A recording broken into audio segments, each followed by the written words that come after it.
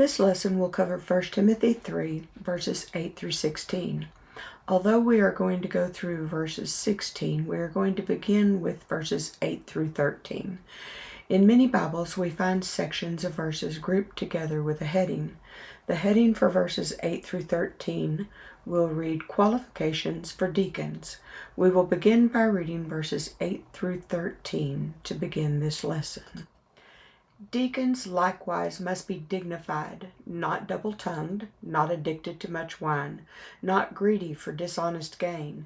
They must hold the ministry of faith with a clear conscience, and let them also be tested first.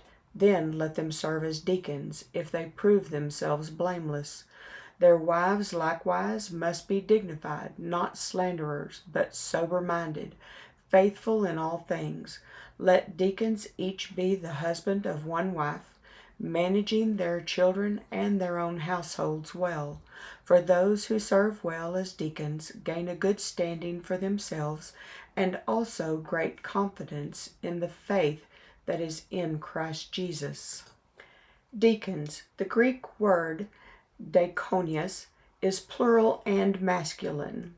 Diakonios, the translations for this word, can be servants, deacons, or ministers. This particular Greek word only has two occurrences in the Bible, 1 Timothy 3, verse 8, which we are studying, and 2 Corinthians 3, verse 6. In 1 Timothy, all 7 of the translations I compared translated it as deacons. In 2 Corinthians 3, verse 6, in the same 7 translations, 6 translated it as ministers and 1 as servants. According to the Greek lexicon, the most literal definition of diakonos is servant. Paul begins saying deacons likewise, meaning deacons would share many of the same qualifications as elders. They would not share all of them, but those that are the same would be applied in the same ways. The Greek word for dignified is semenios. Deacons, like elders, are to be dignified, a word meaning respected or honorable.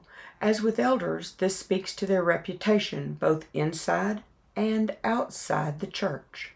Not double-tongued is translated from the Greek word dilogos.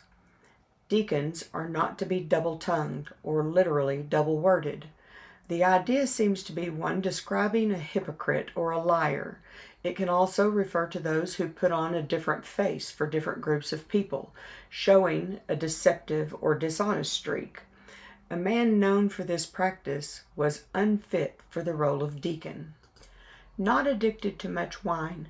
A deacon was not to be addicted to much wine, just as elders were instructed in 1 Timothy 3:3. Drunkenness is not fitting for a church leader. Different translations translated it with different phrases like not indulging in much wine, not prone to drink much wine, not drinking a lot of wine, or must not be heavy drinkers, meaning not in excess, not in a gluttonous way. Note again that Paul does not take this obvious opportunity to condemn all alcohol consumption. Drinking alcohol was permitted and sometimes even encouraged, as in 1 Timothy 5:23. Drunkenness, however, is clearly a sin, and those prone to addiction to alcohol are not suitable for the role of deacon. Not greedy for dishonest gain. This phrase was translated from the Greek word iskrokerdos. Like elders, deacons cannot be greedy. Both groups of leaders steward the resources of the church and must be able to operate free from the love of money, stated in 1 Timothy 6:10 also. They must hold the mystery of faith with a clear conscience. Deacons must be those who hold faithfully to the foundational truths of the gospel. Mystery of the faith is a phrase unique to this verse. However, the general concept of mystery is mentioned in verse 16. The mystery from which true godliness springs is great. Paul then goes on to describe Jesus. The teachings of Jesus are the mystery that is unfolding. One of my commentaries says this is a common theme in Paul's writings. Paul's use of it has more to do with the progressive revelation of God, not some elite secret. Romans 16:25. Paul often spoke of the revelation of Jesus Christ as the resurrected Messiah, as a revealed mystery. Deacons were to hold to this foundational truth. The NIV translates mystery as deep truth. Having a clear conscience is also given great importance in this verse. Paul mentioned the importance of conscience or consciences several times in this letter. 1 Timothy 1:5, also in chapter 1 verse 19, and in chapter 4 verse 2, and often in his other letters. When in reference to a good conscience, it is most often connected with faith. Paul said he had a clear conscience as well in 2 Timothy 1:3. The Bible Dictionary defines it as a God-given faculty that helps people determine right and wrong. Second definition, a judgment of reason that helps people determine whether an action is right or wrong. It is important for church leaders to be those who follow their conscience as guided by God. Those who struggle to do the right thing, violating their conscience, should not be considered for leadership. Verse 10, and let them also be tested first, then let them serve as deacons, if they prove themselves blameless. It is interesting that Paul's list of qualifications for elders did not mention a test. Then we read his qualifications for deacon, and it is required. There is nothing that really explains this, but when reading Paul's other letters and taking in the context of the early church, or even looking at how a church functions today, it is very possible that those being considered for the position of elder were already serving as a deacon. It could also be that the reason for this difference is simply to gain proof of their reputation. When a man is considered for the position of elder, he is most likely very familiar to the church. His work in the church and his reputation have already been established. He may already hold the position of deacon. They have already experienced some form of testing. Those being considered as deacons might not be as visible or well known yet. The testing most likely refers to a period of time when those seeking to become deacons were given some sort of short-term service project or temporary leadership role before being officially selected. This is affirmed by the second part of the verse. They were to prove themselves based on this testing to be blameless, in other words, able to carry out the task assigned in a godly manner.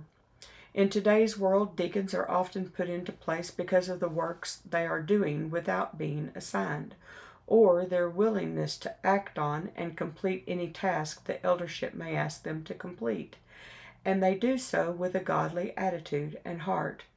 Those who have been tested in some such way as this and prove themselves worthy can be formally approved as a deacon. Verse 11, their wives likewise must be dignified, not slanderers, but sober-minded, faithful in all things. There's a lot of controversy that surrounds this verse. I'm going to open a can of worms here, and then I'm going to shut the lid very quickly. The controversy stems from the Greek word translated as wives. It is also in some places translated as woman, and can indeed mean either wives or woman. The controversy being that if it is rendered woman, it would mean a woman meeting these qualifications could also be deacons. Those of this mind will also point to Romans 16:1, where many translations call Phoebe a deacon. The Greek word diakonos can be properly translated deacon or servant. It is the same Greek word used when Paul calls all Christians to be servants in the kingdom of God in 1 Corinthians 3 verse 9. Mark 10:43 through 45 are two examples. Based on the context of this passage, it would seem Paul's references are to the wives of potential deacons. This is a single verse sandwiched between other qualifications for deacons. Family qualifications are given for elders as well. Their wives, likewise, means just like their husbands, they must meet these same qualifications listed here. If Paul were referencing a woman becoming deacons in this passage, it would be more likely that he would have done so from the beginning, subjecting the women to all of the same testing and other qualifications also. But he did not. I'm not saying that women can or cannot be deacons. I'm simply saying this passage is not where it is proven either way.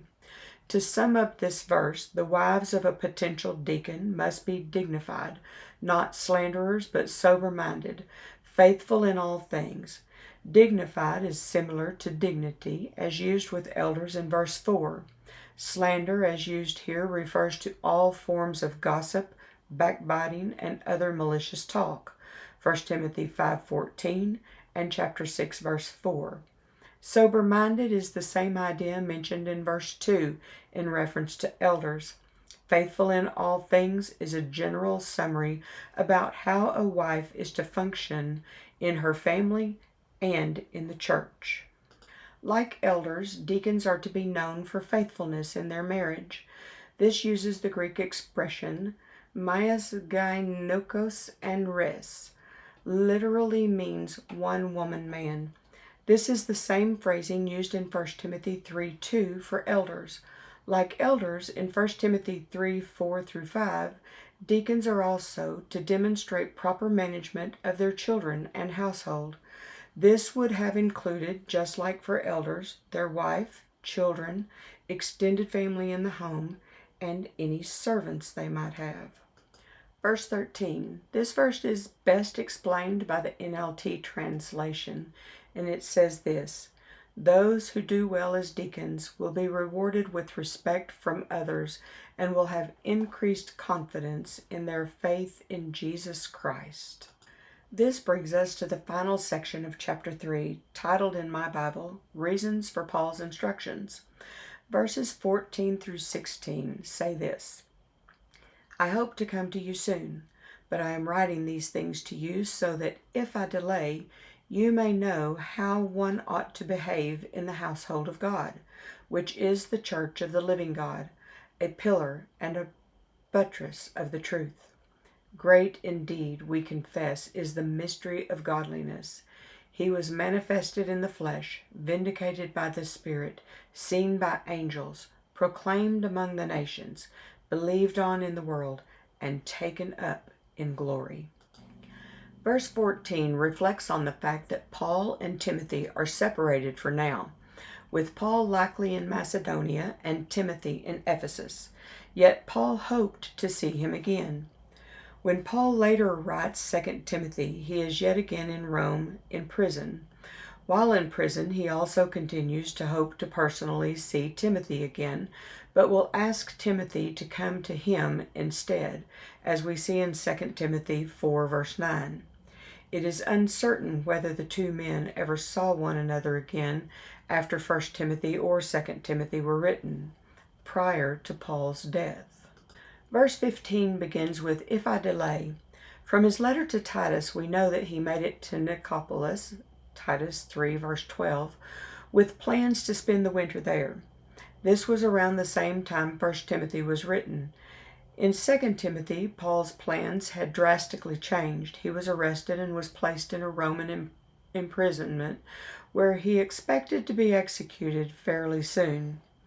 He goes on to write in verse 15, you may know how one ought to behave in the household of God. Everything Paul has written to Timothy in chapter 1 through this verse describe how Christians in general, women, elders, and deacons, are all to behave and function in the church and in everyday life, really. Paul also calls the church of the living God. The living God was a name often associated with God the Father in the Old Testament. For example, Psalm 42:2 says, my soul thirsts for God, for the living God. When shall I come and appear before God? Paul also calls the church a pillar and buttress, a foundation of the truth. Paul's use of particular Greek words here, stylos, means a pillar, a column, a prop, or a support, and it's used only here, meaning the church is meant to be the support connecting the foundation of Christ to the fallen world. Great indeed, we confess, is the mystery of godliness. He was manifested in the flesh, vindicated by the Spirit, seen by angels, proclaimed among the nations, believed on in the world, taken up in glory. Verse 16 introduces a doxology, or a short hymn of praise. It is unclear if this was a song specifically written by Paul, or if it was a song already written that he sang and recorded here for Timothy. There is some debate regarding exactly how it is to be divided. One helpful arrangement I found is this one that you see on your screen. Christ's incarnation, he was manifested in the flesh. Christ's resurrection, vindicated by the Spirit. Christ's appearances, seen by angels. Christ's gospel, proclaimed among the nations.